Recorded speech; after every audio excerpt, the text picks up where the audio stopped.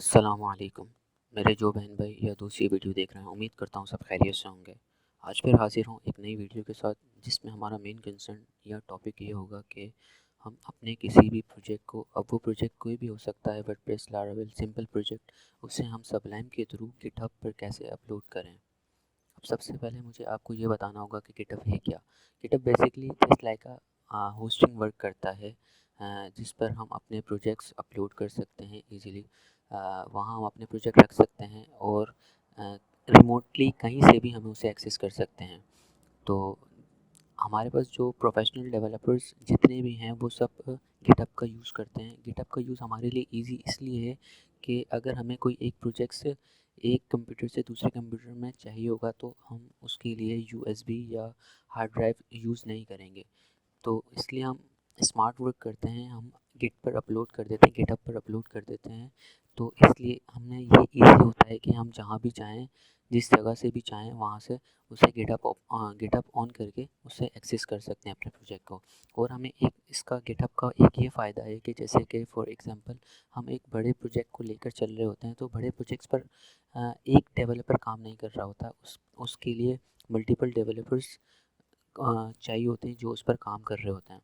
तो इसलिए हमें एक ऐसा प्लेटफॉर्म चाहिए होता है जहाँ पर हर एक डेवलपर अपने आसानी को देखते हुए उस प्रोजेक्ट को लेकर चल सके या उस प्रोजेक्ट पर वर्किंग कर सके।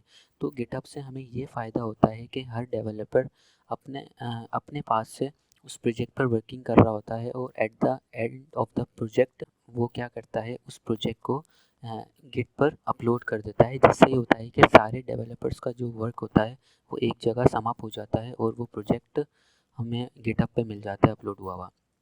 तो ये गिटहब का ये फ़ायदा है। तो अब हम चलते हैं मज़ीद, देखते हैं कि हम किस तरह से सबलाइम के थ्रू गिटहब पर अपना प्रोजेक्ट अपलोड कर सकते हैं। तो उसके लिए हमें सबसे पहले सबलाइम ओपन करना पड़ेगा। हम सबलाइम ओपन कर लेते हैं। हमारा सबलाइम ओपन हो जाए तो हम मैं आगे बताता हूँ आपको मज़ीद। सबलाइम ओपन हो चुका है। अब हमने जाना है simple control shift P press करके इंस्टॉल पैकेज की तरफ। गिटहब के कुछ पैकेजेस आते हैं जो कि हमें इंस्टॉल करने पड़ेंगे। हमारे पास जो पहला पैकेज है वो है गिट। ये हम इंस्टॉल कर लेते हैं गिट। ये इंस्टॉल हो चुका है। अब इसका जो सेकंड पैकेज है वो है सबलाइम गिटहब। हम वो भी इंस्टॉल कर लेते हैं। इंस्टॉल पैकेज किया हमने, सिंपली हम लिखेंगे सबलाइम गिटहब। सबलाइम गिटहब हमारे पास टॉप पर आ रहा है, इसे हम इंस्टॉल कर लेते हैं। ये हमारे पास इंस्टॉल हो चुका है। अब सिंपली हम अपने फ़ोल्डर में आ जाते हैं, जो कि हम देखेंगे हमें कौन सा प्रोजेक्ट हमें गिटहब पर अपलोड करना है। ये है बुक विजन के नाम से एक प्रोजेक्ट है जो हमें अपलोड करना है गिटहब पर। अब हम आ जाते हैं यहाँ पर। हम इसकी डायरेक्टरी, फ़ोल्डर की डायरेक्टरी कॉपी कर लेते हैं अपने पास, क्योंकि हमें इसकी ज़रूरत पड़ेगी। ये हमें कह रहा है गिट डायरेक्टरी। हमें इस प्रोजेक्ट की डायरेक्टरी करवानी है गिट में। अब हमने गिट इनिट करना है। सबसे पहले गिट इनिट किया हमने तो आपने देखा कि एक अब एक फ़ोल्डर क्रिएट हो जाएगा डॉट गिट के नाम से। ये हमारी मेन प्रोजेक्ट वाले फ़ोल्डर में क्रिएट हो चुका है, जो कि गिट ने क्रिएट किया है। गिट इनिट की कमांड जो हमने अभी चलाई थी उसके थ्रू ये क्रिएट हुआ है।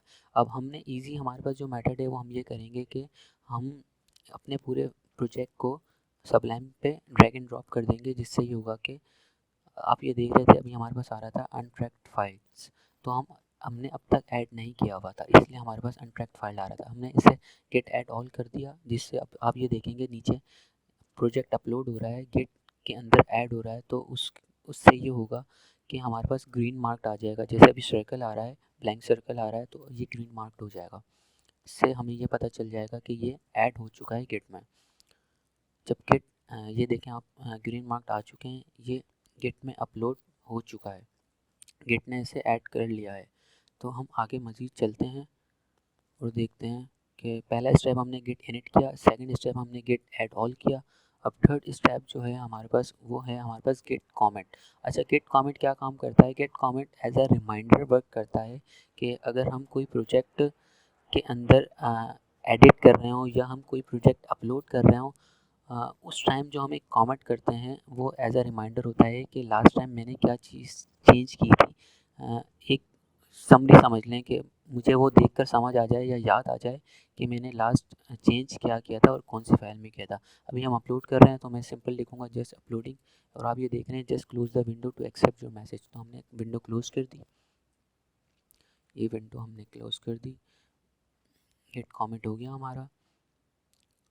अब जो लास्ट हमारे पास एक स्टेप बचा है वो है पुश करवाना इसे।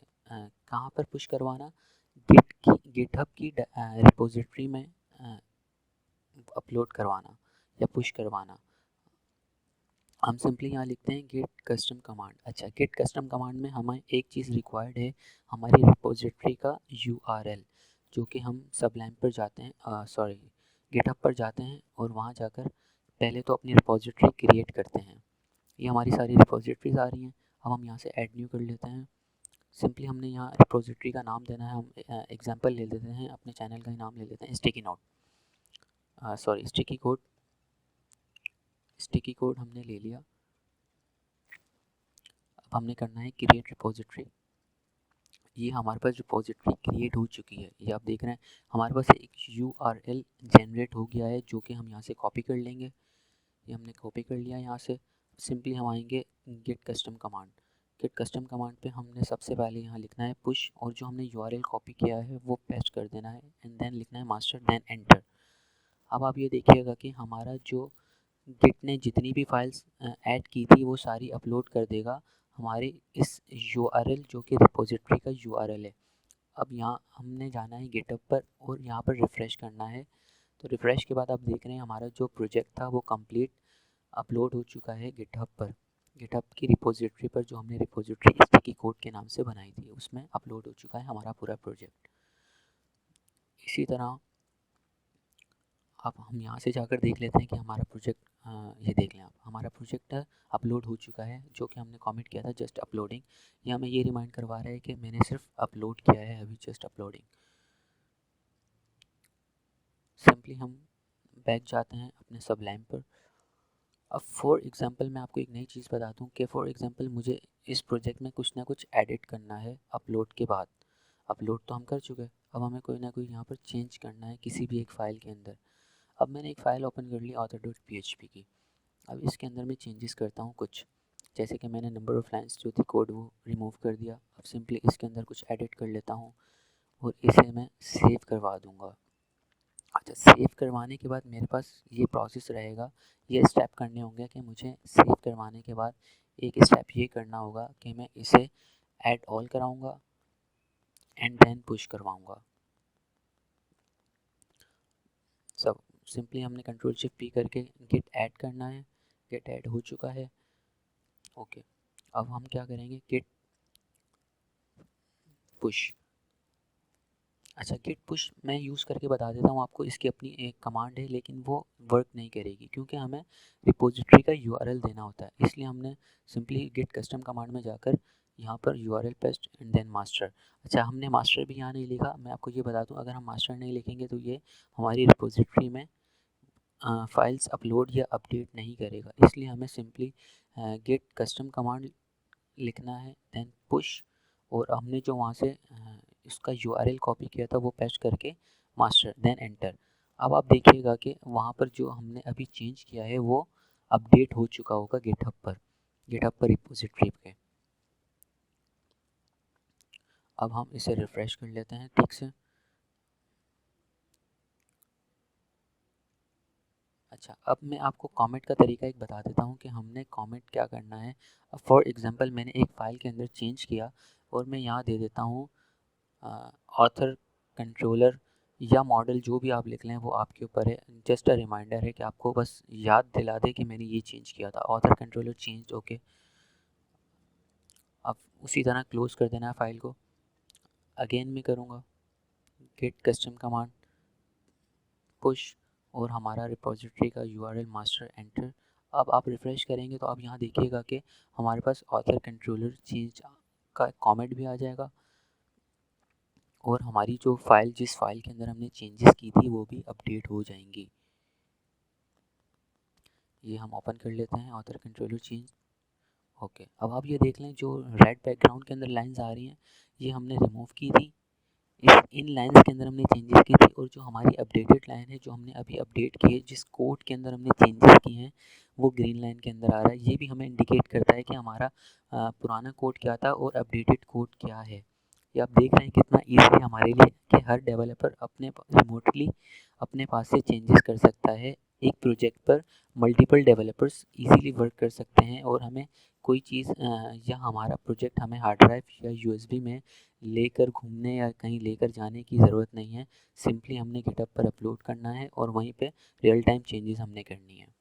तो ये थी हमारी आज की वीडियो। अच्छा, इसमें एक और चीज़ है कि जैसे आज हमने किया कि हमने अपना कोई प्रोजेक्ट सबलाइम के थ्रू गिटहब पर अपलोड किया। इसी तरह हमें वाइस वर्सा भी है इसका, कि हम अपने गिटहब के थ्रू गिटहब का कोई भी प्रोजेक्ट अपने सबलाइम के थ्रू हम अपने किसी ड्राइव में डाउनलोड कैसे कर सकते हैं वो भी है। अगर मेरे कोई भाई दोस्त या बहन ये जानना चाहते हैं कि मैं इस पर भी वीडियो बनाऊं, तो वो मुझे नीचे कमेंट में ज़रूर बताएं।